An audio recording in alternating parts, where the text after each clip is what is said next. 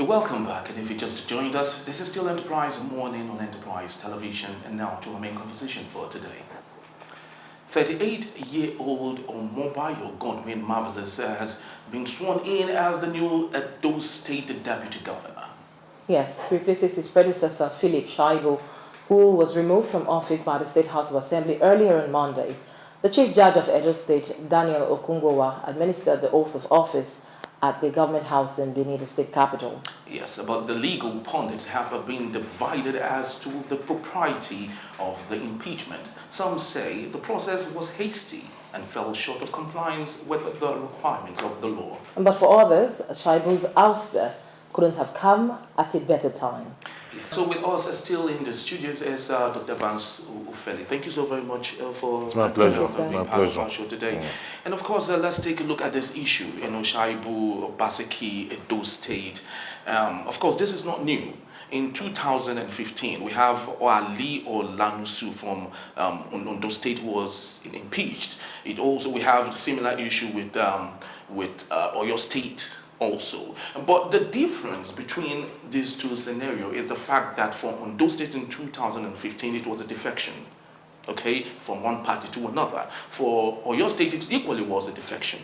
For the case of Edo State, Shaibu is still in the PDP, and the PDP governor has led the impeachment of his deputy. What do you think is amiss here? The PDP governor have led the impeachment. Is that what happened? Of course, he enabled it in some yeah, allegedly. Well, I just want to put your legs there. It's quite clear what happened, okay? Shaibu's ambition got into the way. Is the political trajectory is that the governor had opposed his coming into the fore to, contest for that election. And then he said it's his constitutional right to do so, whether he's a deputy or not, whether the sitting governor likes it or not. He is of age, he's a Nigerian, he's qualified, that his ambition should not, threaten anyone, or no one should, work against his ambition. Now, the problem here is that the way and manner the State House of Assembly conducted this impeachment is one that leaves a lot to be desired. Okay. Because if you look at the constitutional provision for impeachment, the first thing is a notice, which the Speaker of the House will pass to the Deputy Governor. Once that notice is passed, then the House will come together, to decide whether they want to investigate the matter or they want to hold on to the impeachment. Once they get the required number, they move on. The House will now set up a 7-man panel, which is not part of the lawmakers. This 7-man panel will look at the allegations leveled against the deputy governor. In this case, they say it's perjury and the revealing government secrets. Yeah. Now, when they look at it, if they decide that, please, we don't think these allegations are plausible, so we want to drop it, fine. The impeachment process will end there. If they don't find that, if they discover or they decide that he is culpable, then they move it back. And they have a period of 90 days to do this, 3 months. Okay. Then that is how they will now take it down. They submit their report to the Speaker. And the Speaker, they will vote for impeachment to third majority. That's what they call super majority. To third will now take him out. Now, you see, Shaibu's case is quite very surprising because 2 weeks back, the House of Assembly was still battling on how to serve him a notice. Just 2 weeks ago. Not even up to 2 weeks. It's less than 10 days. They were trying to, Then just this week, all the requirements, all overnight, were met. The 7-man committee have even submitted a report.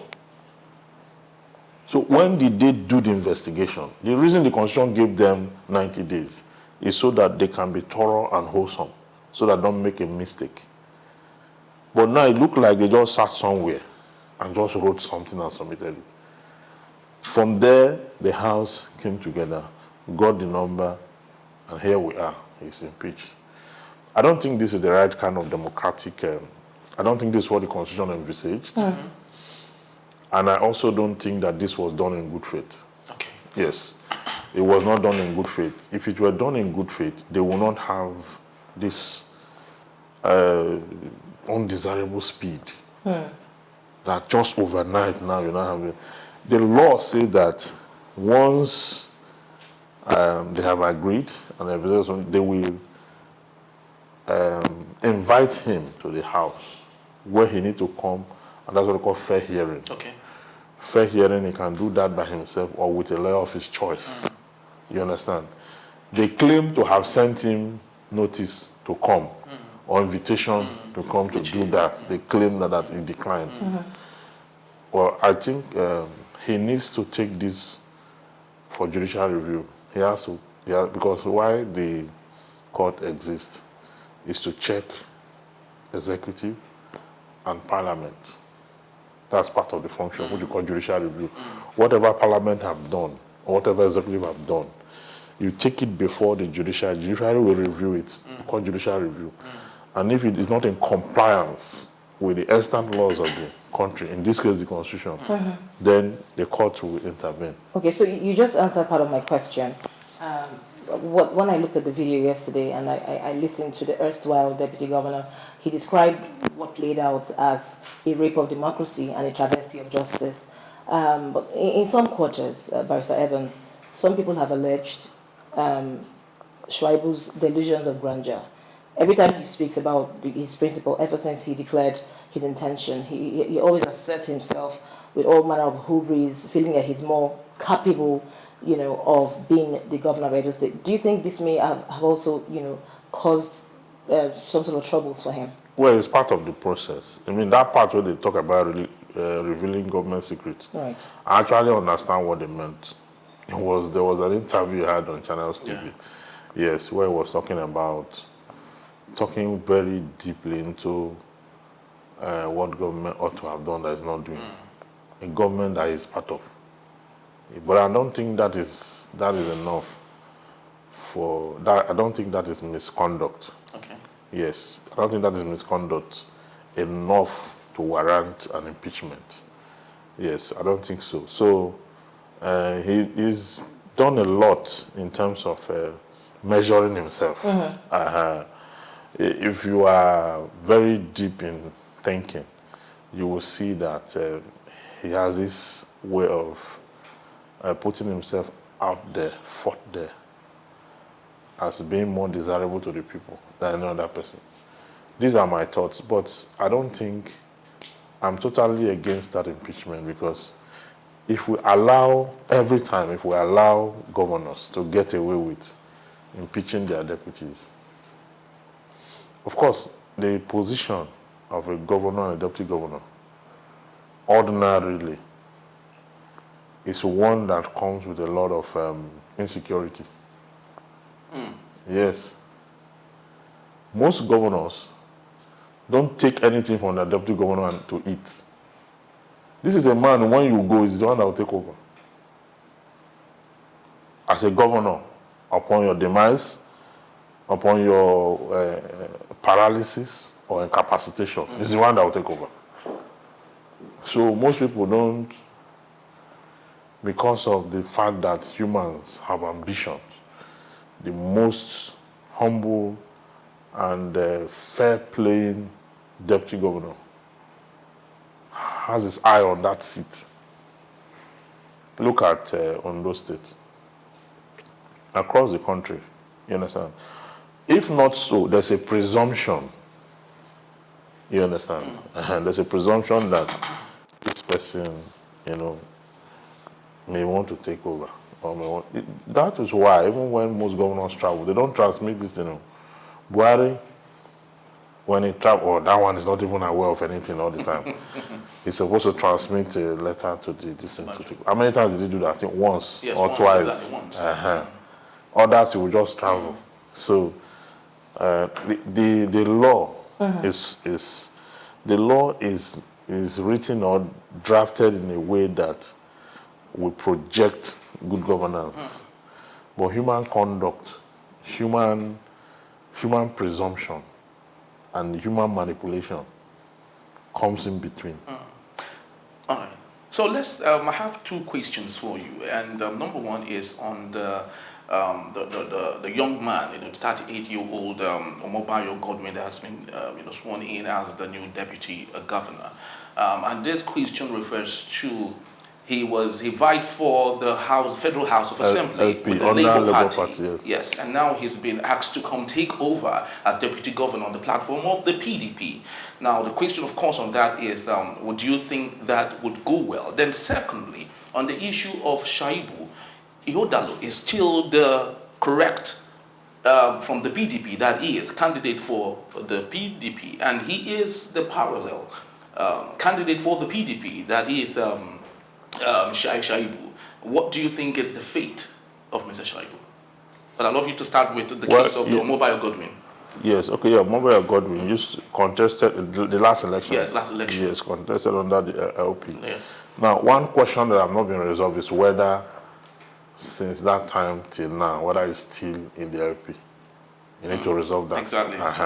Whether he's still there or whether he left the LP then to the PDP. We can't tell. I don't know about that. But whatever it is, of course, we have also seen it now. Ogwede Ihama, the one that became the deputy, was from PDP, moved from PDP to the APC. So Edo is giving us a new brand of politics. The type we saw under Obama and Hillary Clinton, when Hillary Clinton lost and Obama brought her to be. Yeah. So we've seen that kind of thing in Edo State. Well, I don't know whether it's progress or stagnation or whatever it is politically. Okay. Now, there's a second flip to the question. The next question is, where do we see Shaibu, running as the parallel candidate for the PDP as against Ihodalo? Yeah, there's a case on that now. I think they're in court already on that. And the truth is that it is a party name that will be on the ballot. Okay. You understand? But the political party is supposed to submit the name of their nominees. You understand? 90 days before election. Okay. So whatever it is, they should be able to resolve. Court will declare who is the candidate, rightful candidate. Okay. Because one was observed by INEC, one wasn't observed by INEC. So INEC is a nominal party in the suit.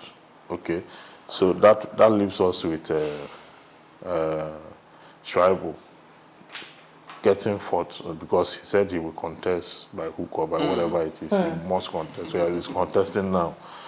So the issue of his deputy governorship, that one has been overtaken by this, and he said he's going to go to court to resolve that. So whatever it is, let him put his house in order and see what he can do. Speaking of putting his house in order, if you were to give Shaibu your genuine 2 cents, I mean, the governorship election is just around the corner, would you advise him to repeal the impeachment? To repeal? That's the pushback on the impeachment. No, what exactly do you mean by pushback? Okay, so you have, said inter alia in the course of the conversation what the law stipulates, 90 days for the lawmakers to, work around the impeachment. And from the reports we took, this was hastily done, which sort of appears like it falls short of what the law stipulates. Would you advise Shaibu to kick against the impeachment? He's kicking against it already now. Okay. He gave a press release now. Yes, yesterday. He kicked against it, and he even said it that he would submit this to the judiciary for litigation. He said it. So it's going to court already. That's quite clear. Of course, he should, because it was wrongfully done. It's an act of illegality. In fact, that one is even surer for him than his ambition. So the question I'm trying to ask, can this be reversed in his favor? The only problem there is that before the court will finish, because of the time. The September now. Yes. The time left, how many months? But if the court is able to get hold on and have expeditious hearing, or it brings a motion for accelerated hearing, and they're able to hear the matter, the court will reverse it now. The court will reverse it to direct, yes, because if a matter is void, the law is a nullity. You cannot put something on nothing and expect it to stand. Exactly, It very will true. collapse.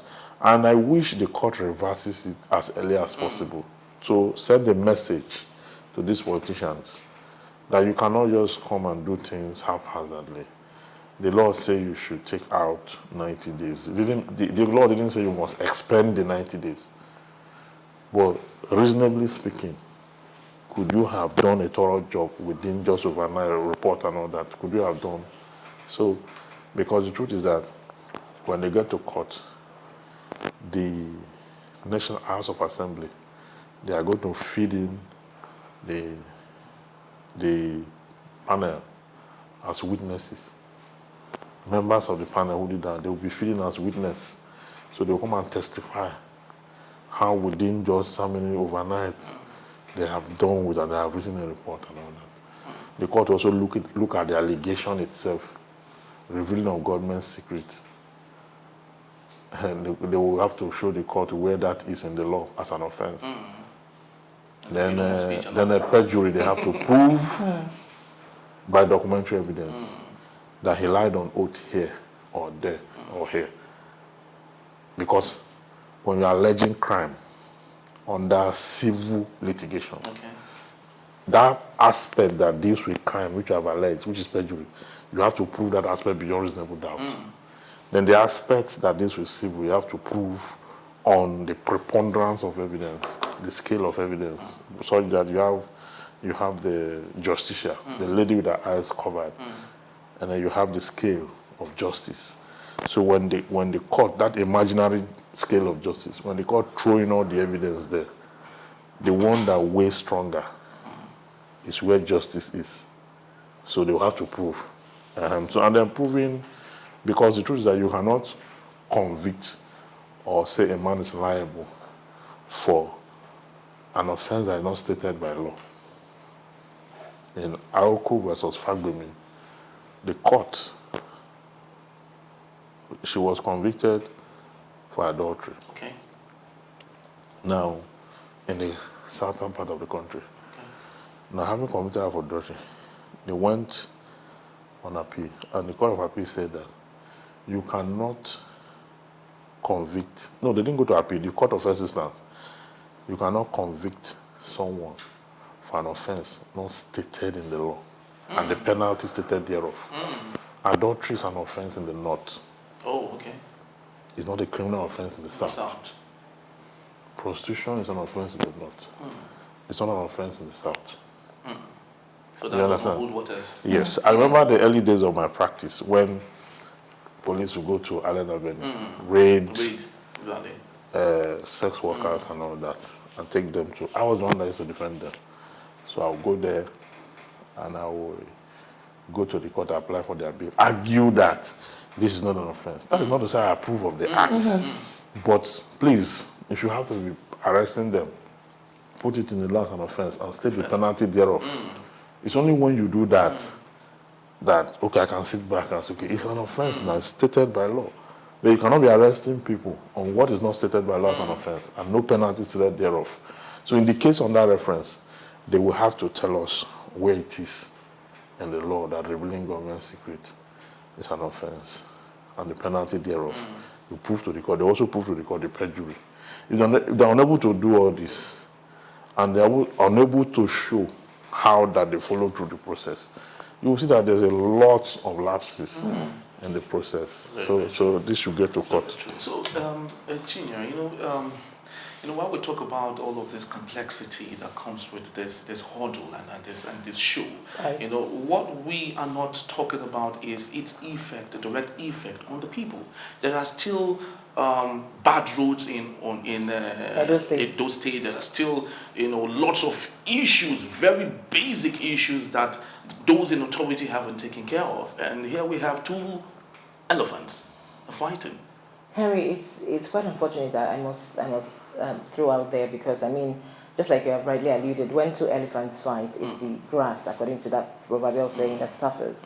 And again, this goes to emphasize the fact that our leaders are chiefly concerned about themselves and the politics that they play, and not the people.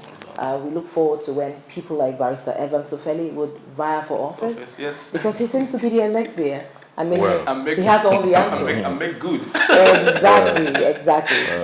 All right, so this is just about the time we have and the size of our package for today. And of course, we can't leave the studio without saying a big thank you to Barrister Van Sofeli for being part of our show today. Thank you so very much, Doctor, for being part of our show. And for you, you've taken our time to be part of our show. We love to say thank you so very much. But please do well to visit our website at www.enterprisetvnews.com. Like, comment, and follow us on all our social media platforms at Enterprise TV S7. I am Henry Igwe. And I'm Chinyere Igwe. Thank you very much. Bye for now. Bye-bye.